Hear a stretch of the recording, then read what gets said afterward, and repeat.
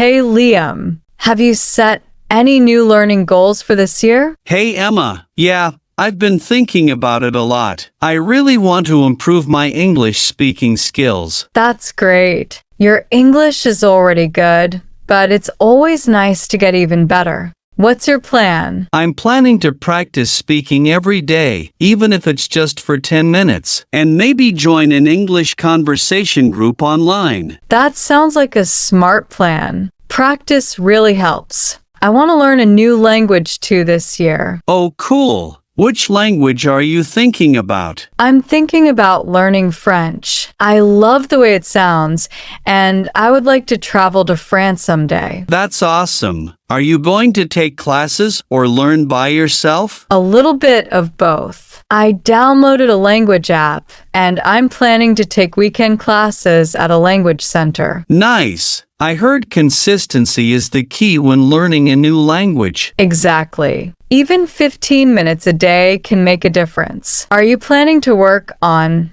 anything else besides English? Yeah, I also want to learn coding. I think it's a useful skill for the future. Definitely. Technology is everywhere now. Are you starting with any specific programming language? I'm starting with Python because it's beginner-friendly and very popular. Good choice. I've read that Python is great for beginners. How are you planning to study? I signed up for an online course and I'm trying to do a little bit every evening after work. That's so good. I wish I had more time. Besides French, I also want to read more books this year. Me too. Reading helps so much, not just with language but also with new ideas and creativity. Exactly. I'm setting a goal to read one book per month. Small steps, but steady. That's a great goal. Maybe we can keep each other motivated. I love that idea. We can check in every month and share our progress. Deal. It's always easier when you have a friend to keep you on track. For sure.